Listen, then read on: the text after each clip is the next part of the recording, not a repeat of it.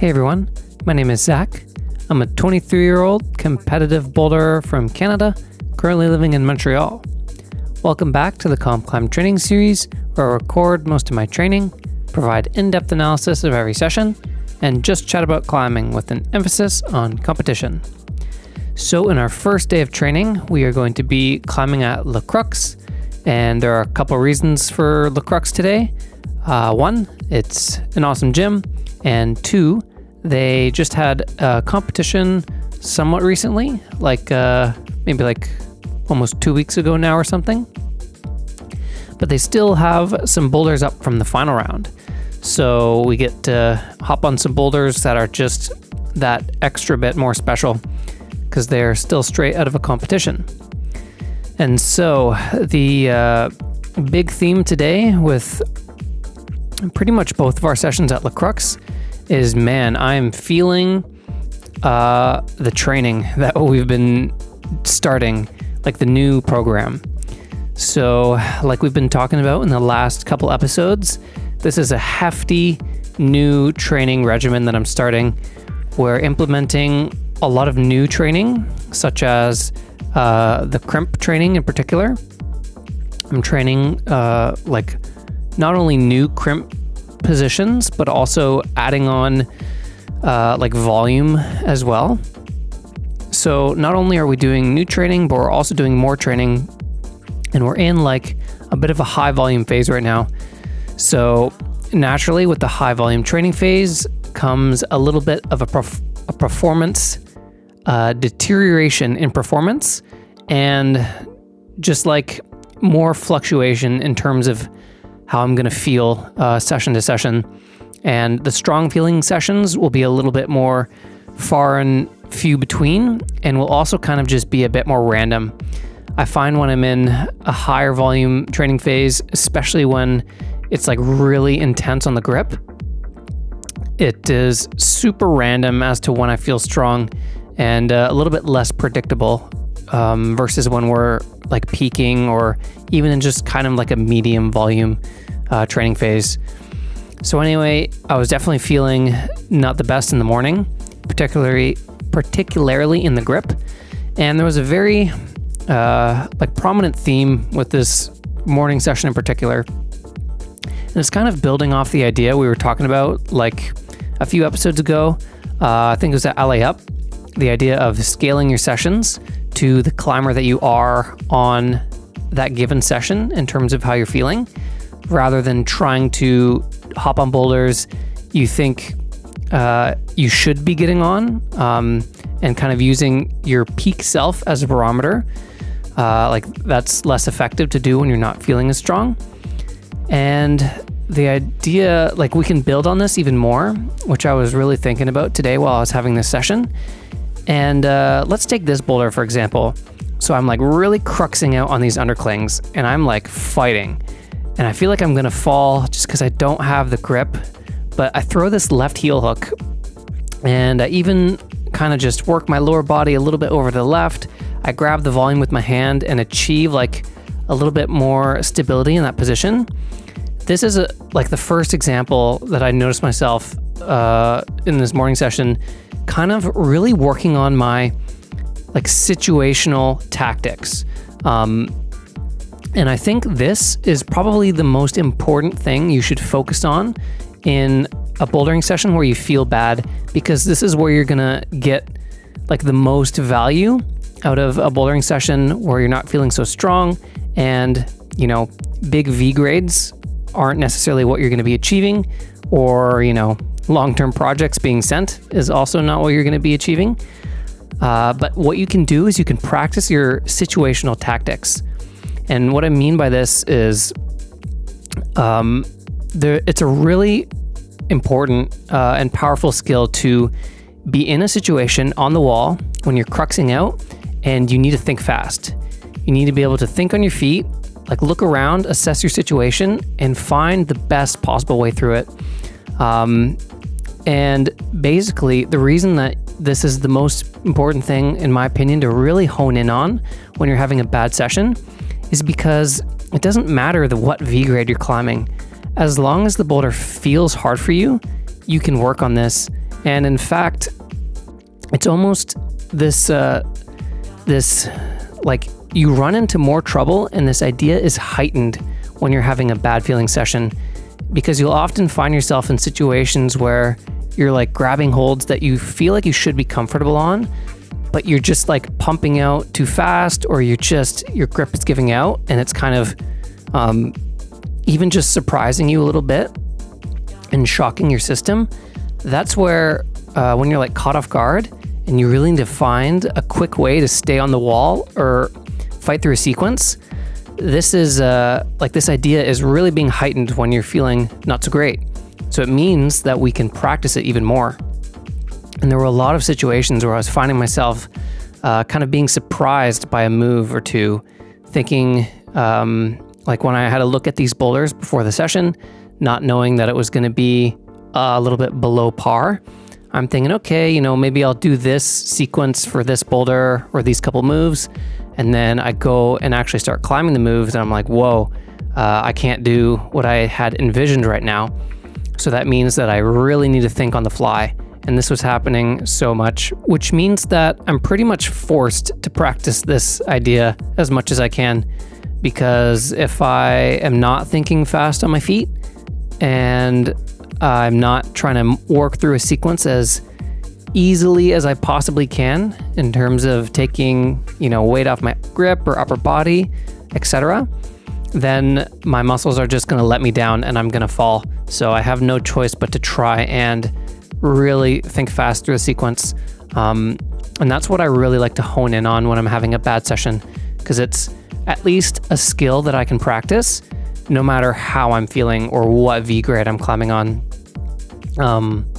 Yeah, and a lot of times when we're climbing boulders while we're feeling bad, often we'll think to ourselves, man, I'm climbing this really ugly right now.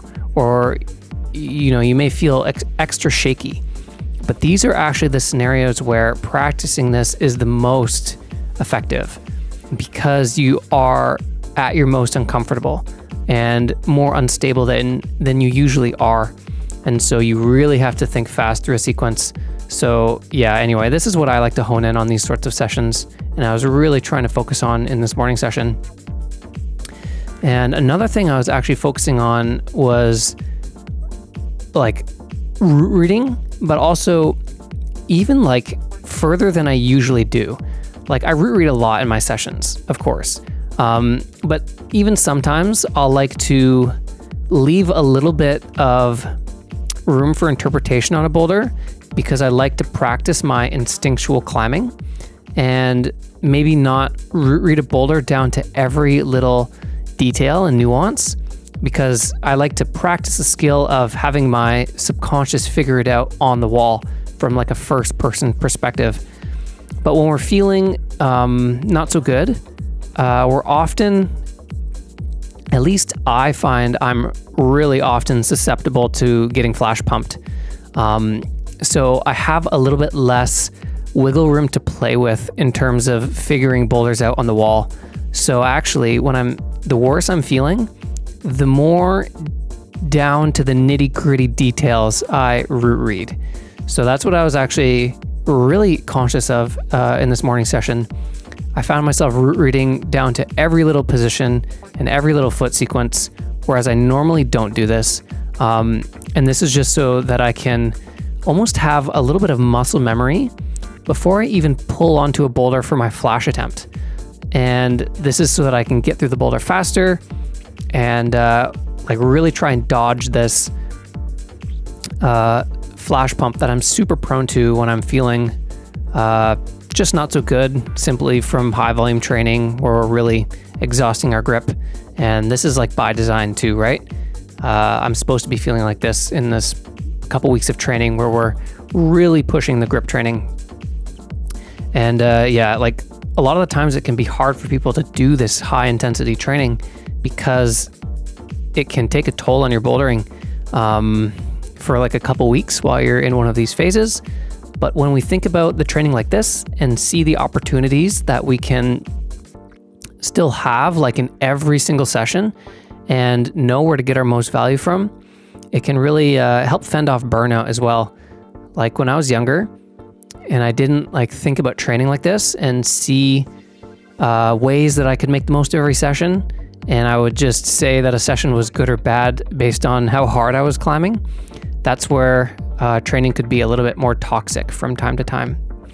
So yeah, when we're having like weaker feeling sessions, focus on route reading and being efficient to dodge pump, and also really practice your situational tactics. Like when you find yourself cruxing out hard, you gotta think fast, find a good body position to really work your way through a sequence. These are some great things to hone in on our bad sessions.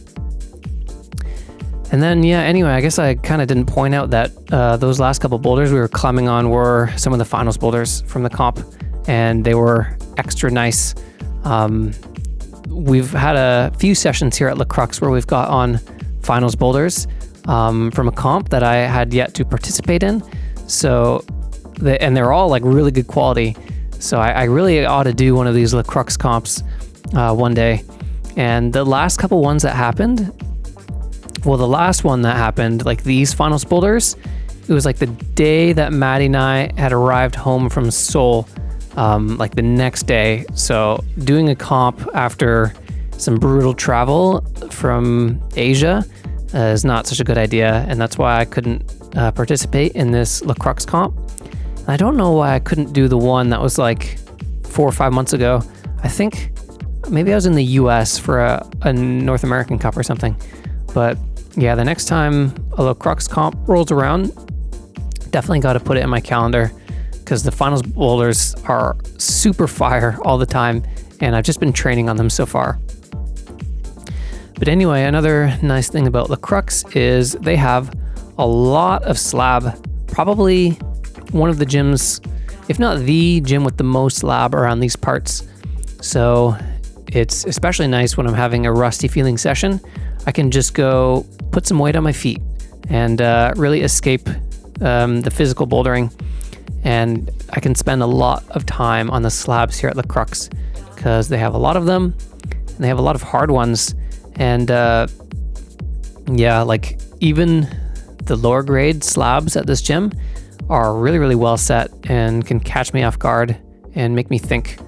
I think the next boulder actually, yep, this V7 was one of these boulders where I was like caught off guard by the difficulty, and this one was a nice little challenge. So the extra tricky part about this one here is that both of these volumes I have in my hand, the one that was in my left hand and then the one out right, are like dual tech side up. So it makes them extra tricky to maneuver. Like especially this press move here, I really have to apply like good force to my right hand in order to work my way up through the sequence.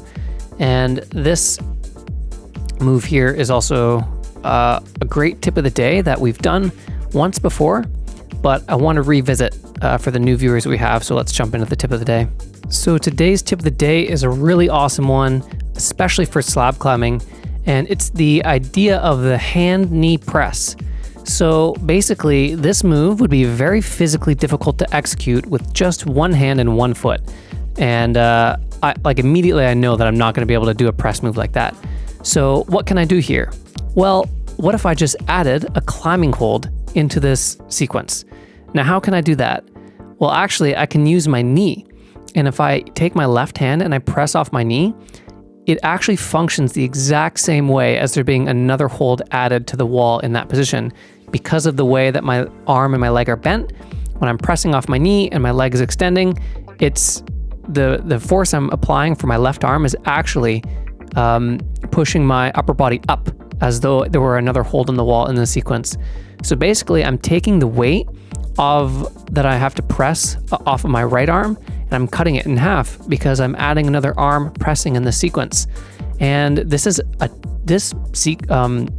technique is actually like a 2-for-1, and there's a bonus effect we get when we press off our knee with our hand, and that's the fact that we're actually increasing the amount of pressure that we're putting down through our left foot, meaning that it's less likely for it to slip. So if we have a slopey surface, such as this one we're standing on now, we're applying more force and more friction, meaning that our foot is obtaining more tension and we're actually more stable. So the hand knee press is definitely something you need to test out in a lot of situations when you feel like you're stretched out and you need a little extra boost to inch your way up. Hand knee press is a great one. So with the hand knee press, I was finally able to make my way up this V7, which proved to be the hardest slab I tried actually. In like the 3 or 4 slabs that we tried in this session, the V7 gave me the most trouble after getting on even a couple V8s and a V9, I think. And that's what I mean. Like the slabs are really well set here, and every boulder, like every slab will give me trouble. And so I make sure that I never skip any of the lower grade slabs when I come to the Crux. And so we're gonna move into our second session where it's gonna be a Boulder Max 4 session. And the idea is we get on the physical stuff that we didn't get on in the morning.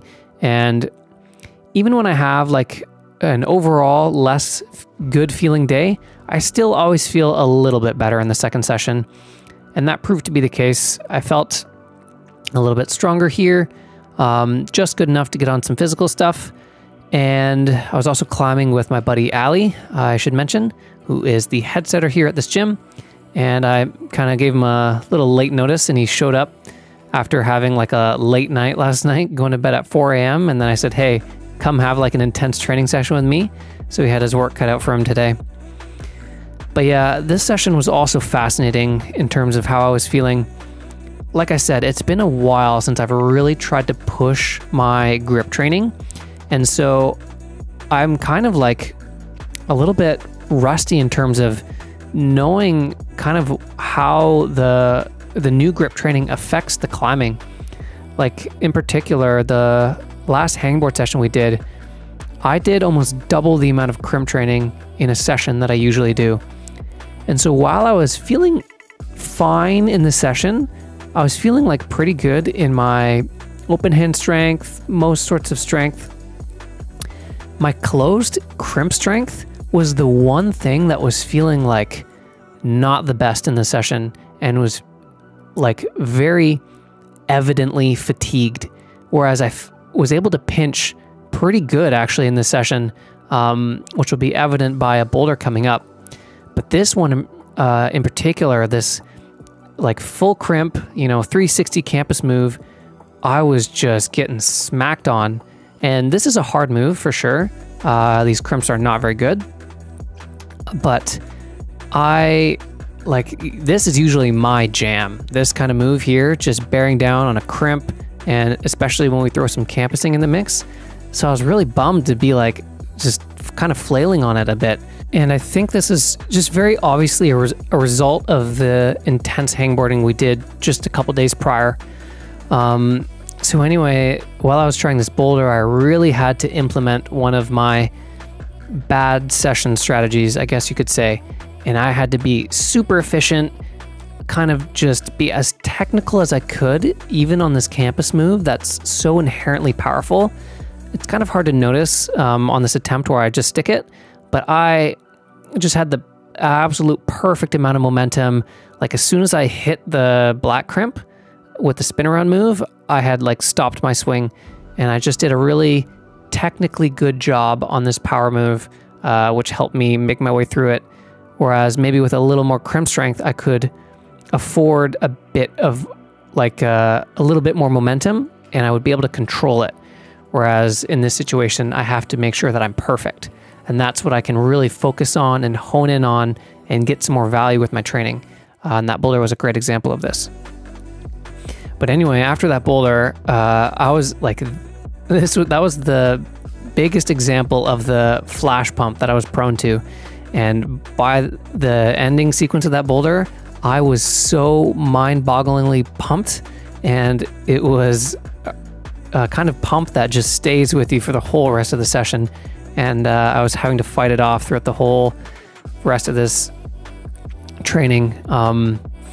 But I really wanted to make the most of being up there on that boulder, and I knew that I wasn't going to get another shot.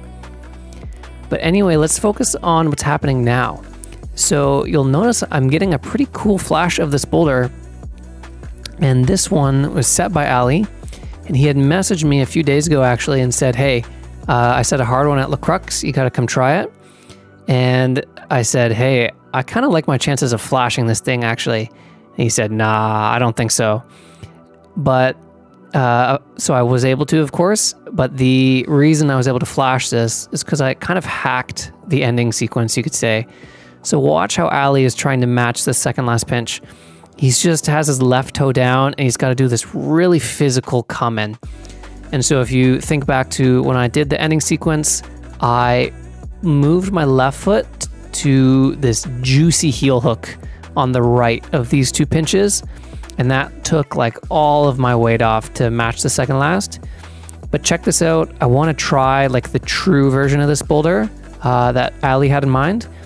So I'm trying to just match it with my left foot on the left hold. And it's like, this is the proper hard version of it. And the pinch is really bad and hard to match. And so basically we're gonna revisit that boulder and I'll talk more about it. But first let's talk about this boulder. So I think this was one of the scramble qualifying boulders from the competition that happened here. And this one is super cool, also set by Ali. And this one basically was going to be a nightmare for me to try and work my way through with the pump that I still had in my system. So I actually forgot to record my first attempt on this one. I fell going to the finish hold because I was like properly root climber pumped.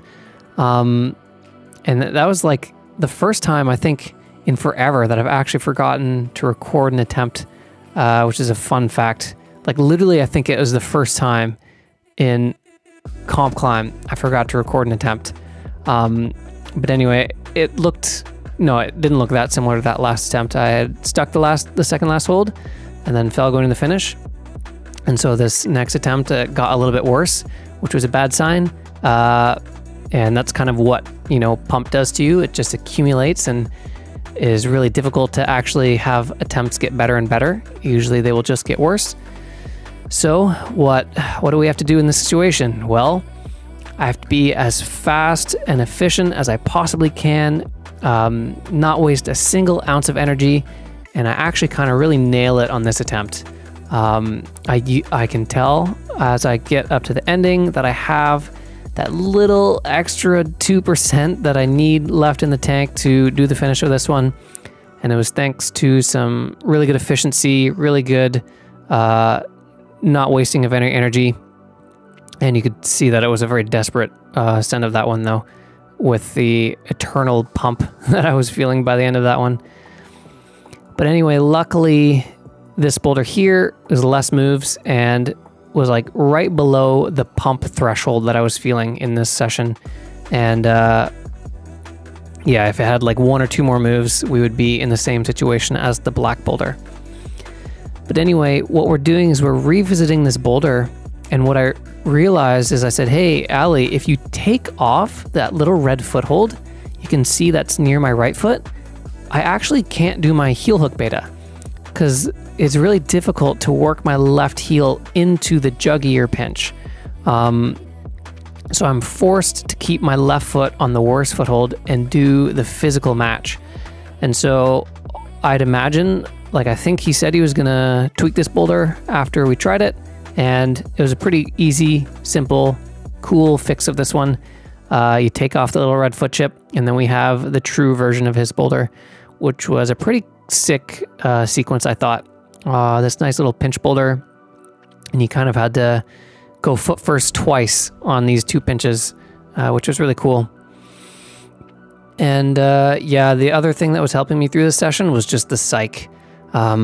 Ali is one of my favorite climbing partners around these parts. We've had a few sessions together at this point, and we just really vibe, and he's strong and has a lot of psych, and so we have fun climbing together. And he was doing like a really good job in this session for someone who went to sleep at 4 a.m. this morning, I guess you could say. But anyway, we're finishing off the boulder session with this fun little blue jump move. And the right foothold that we have to stab on here is dual text up. If you couldn't tell by just how much our feet were sliding around on this thing. And so we had to do like a multiple step move on this boulder to kind of slow down our force throughout the move so that we could apply less like violent force to that blue foothold so it wouldn't slip. Because with the dual techs, like you kind of have to load it really slowly, and adding more foot matches in that sequence helped slow our move down so our foot wouldn't slip. That was just a cool little fact on that one. And then here we are doing our sloper hangs. So I think in the last video, actually, yeah, I didn't forget to do my sloper hangs. We were at Rose Block 2, and they haven't put their beast makers up. So I just skipped the sloper hangs, which we normally do on session 3 of day 1. So this here is my first time doing the one-arm sloper hangs with the resistance band. And you saw that Ali he's quite strong, and he's just able to hang on these slopers with one arm. Whereas my like hangboard skills in general just aren't very good. And so this is also why the push with my grip strength training is just inspired by like, man, I'm pretty good on the wall, but my hangboard stats are really lagging behind in comparison to my competitors. And if I can increase that deficit, I feel like it'll actually help me become a bit more of a well-rounded climber, which is funny. When I was younger, I was always known as the stronger climber who couldn't climb slab or couldn't be technical. And nowadays, I think it's actually flip-flopped a bit. I worked on my weaknesses so much that I found I've become really technical, but actually my grip strength in particular has been lagging behind. And that's the idea with this extra grip training that we're doing. Yeah, when I say like strength, I feel like my strength is good, like especially like the full body strength. It's more the grip strength in particular that I think has been lagging behind in the past year or so. And so yeah, we're really going to be making a push for it. And like I said, I've been feeling it in the training recently. My grip has been tired because we've been working it so hard. So I think that's good. I think we're on the cusp of hopefully a little bit of gains. But for now, we got to get through a little bit of this higher volume training phase. And also in terms of like the results from this grip training, like this extra bit of strength training that we're doing isn't necessarily for Pan Ams. This is more training for like the next World Cup season. Like I don't actually expect to be seeing grip strength gains, in like a month. So we're starting like heavy training for the World Cup season next year. So right now we're going to do a bit of the higher volume training, but we're going to taper it down a little bit within 2 weeks of the Pan Ams so that we can still feel fresh for Pan Ams. And then after Pan Ams, we'll resume the heavy duty training and really taper and like make gains in time for the World Cup season. But anyway, let's talk about the spray wall session that we're having. This is the next day, and this spray wall session, So basically, if I was today on the spray wall, made yesterday at Crux feel like a good session. So I was feeling strong at Crux in comparison to this session. This is one of the weakest feeling sessions I've had in a long time. So on the agenda for today, for the spray wall session, I wanted to make some proper projects. Like if you recall back to the last spray wall session where we like sent everything we tried, I had mentioned that the next one we're going to make boulders that are going to be at our absolute limit and are going to take us a long time to piece together and just really test our limits and be true to the session of spray wall max force. And so basically I wanted to set 2 boulders in the session and kind of forerun them, but I had my work cut out for me because I'm trying to forerun boulders that are supposed to be at my limit while I'm feeling like absolute trash. So I had to be really, really smart during this session. Basically, this session was so garbo that I was purely treating it as a forerunning session. Like I'm just trying to pull on these moves to set myself up for some later spray wall sessions so that I can have some proper working sessions on these boulders. So it's quite annoying to have like a strong feeling session where you want to hop on like brand new spray wall boulders, but you don't know if they're possible, like because they haven't been forerun. So the reason this session is going to be great is because I'm kind of testing out these moves, making sure they all feel doable, so that the next session, when hopefully we're feeling a bit stronger, I can come and try these boulders a little bit more mindlessly, basically, and just try and execute them physically rather than test them to see if they go. And so you see that I'm like barely sticking any moves on any of these boulders, but that's good. That's what we're going for. Like I'm trying to set boulders that are just gonna really push me. And I've been really psyched to do this because it's been a while since I've gotten on something that, you know, I start off by not sticking a single move and then we eventually get to getting close to sending maybe. So this one in particular is the crazy one. So I set 2 boulders. The first one's cool, but I definitely think will go on a better feeling day. This one is a little bit more theory, and I think this boulder is actually really epic. So let's break it down a little bit. We start off with this first move that is definitely super doable. I just didn't have the sauce today. And then a cool little float campus move between the slopers. And then you notice that I'm adding some feet here. You see these 2 feet that I added with the yellow circles on them. I'm really struggling to gauge whether the move to the white pinch is actually possible. I feel like it is, but obviously I felt nowhere close to it today at all. So I had to really play around with the feet for that move. And then this whipper move that we have to take to move our feet around definitely goes. I just couldn't engage on this left-hand crimp. And that move is like super sick. And then we have one more crux kind of jumping out to this teal pinch. So basically this boulder is going to be ridiculously hard because there's a lot of hard moves. Like there's not just sort of one obvious crux with a bunch of filler moves. We have like, you know, the first move is hard. Then we have a campus move up to the sloper, which isn't easy. And then you get into the hardest individual move up to this white pinch. And then you have some physical moves, and then you have one more crux at the end. So basically, I think to do this boulder from start to finish could be something between like V13 and V14. Definitely in contention for like one of the hardest boulders I can do. And that was the idea with the setting of this boulder. And I think this forwarding session, while it was really mentally difficult to maneuver, I think it paid off, and I think I may have nailed this boulder. You can see the final version, I'm using this green toe hook. The feet that I was playing with before were just like a little bit too difficult. But what I realized is with that green toe hook, it allows me to really control my jump out to that white pinch. And I think that was like where I achieved perfection in terms of the setting of this boulder. And I was getting really psyched actually during that little forwarding session. While it was not a fun session in terms of how I was climbing, I was getting psyched to come back on a session where I was feeling strong and really see what I can do on that boulder, because that one I'm like really happy with how that turned out, and I really want to project that thing.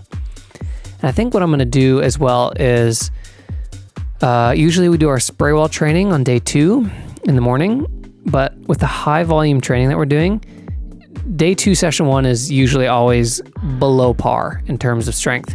And the session where we have room to feel strong is day 1 session 2. So I think I'll shift things around a little bit. And in our next episode, we'll do spray wall on day 1 session 2 in our typically strongest feeling session. And we'll see what we can do on that boulder. I'm definitely really excited to try that thing and really push my limits.